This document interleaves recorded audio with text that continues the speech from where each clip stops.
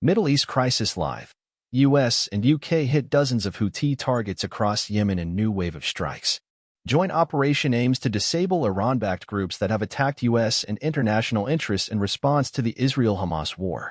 The United States and Britain struck at least 30 Houthi targets in Yemen on Saturday in another wave of assaults meant to further disable Iran-backed groups that have attacked US and international interests in response to the Israel-Hamas war. Ships and fighter jets on Saturday launched strikes against the Houthis. It followed an air assault in Iraq and Syria on Friday, targeting other Iran-backed militias in the Iranian Revolutionary Guard in retaliation for the drone strike that killed 3 U.S. troops. William Jerome Rivers, Kennedy Ladon Sanders, and Breonna Alexsondria Moffett in Jordan last weekend. The U.S. Defense Secretary, Lloyd Austin, said the military action sends a clear message to the Houthis that they will continue to bear further consequences if they do not end their illegal attacks on international shipping and naval vessels. The Houthi targets were in 13 different locations and were struck by U.S. F/A-18 fighter jets from the USS Dwight D. Eisenhower aircraft carrier, by British Typhoon FGR-4 fighter aircraft, and by the destroyers USS Gravely and the USS Carney firing Tomahawk missiles from the Red Sea, according to U.S. officials and the UK Defense Ministry. The U.S. officials were not authorized to publicly discuss the military operation and spoke on condition of anonymity. Saturday's strikes marked the third time the U.S. and Britain had conducted a large, joint operation to strike Houthi launchers, radar sites, and drones. But the Houthis have made it clear that they have no intention of scaling back their assault. On Friday, the U.S. destroyer Ladon and F, divided by a -18s from the Eisenhower, shot down 7 drones launched from Houthi-controlled areas of Yemen into the Red Sea. The destroyer Carney also shot down a drone fired in the Gulf of Aden, and U.S. forces took out 4 more drones that were prepared to launch. Hours before the latest joint operation, the U.S. undertook another self-defense strike on a site in Yemen, destroying 6 anti-ship cruise missiles, as it has repeatedly when it has detected a missile or drone ready to launch. The U.S. warned that its response after the soldiers' deaths at the Tower 22 base in Jordan last Sunday would not be limited to one night, one target, or one group. While there has been no suggestion the Houthis were directly responsible, they have been one of the prime U.S. adversaries since Hamas attacked Israel on October 7, 2023. Killing more than 1,200 people and taking about 250 hostages. The Houthis have been conducting almost daily missile or drone attacks against commercial and military ships transiting the Red Sea and Gulf of Aden, and they have made clear that they have no intention of scaling back despite pressure from the American and British campaign. Mohammed al-Bukaidi, a Houthi official, said military operations against Israel will continue until the crimes of genocide in Gaza are stopped and the siege on its residents is lifted, no matter the sacrifices it costs us. He wrote online that the American-British aggression against Yemen will not go unanswered, and we will meet escalation with escalation. The Biden administration has indicated that this is likely not the last of its strikes.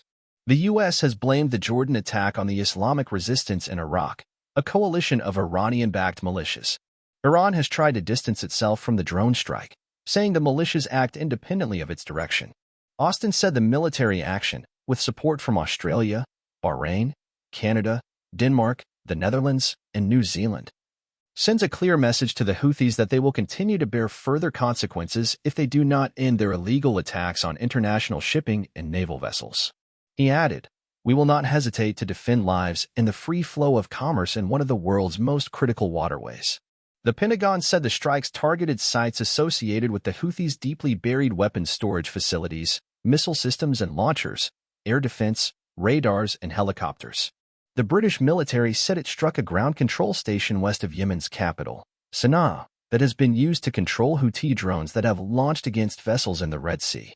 The U.S. President, Joe Biden, was briefed on the strikes before he left Delaware on Saturday for a West Coast campaign trip, according to an administration official.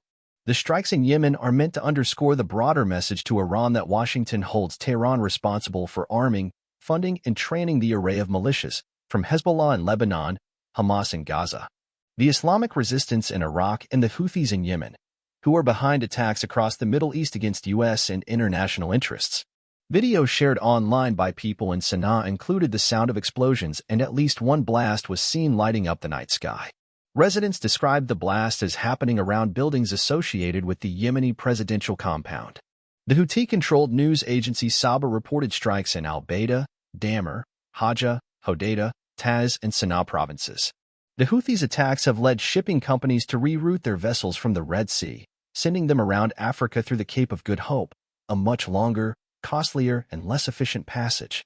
The threats also have led the U.S. and its allies to set up a joint mission where warships from participating nations provide a protective umbrella of air defense for ships as they travel the critical waterway that runs from the Suez Canal down to the Bab el-Mandeb Strait. During normal operations, about 400 commercial vessels transit the southern Red Sea at any given time.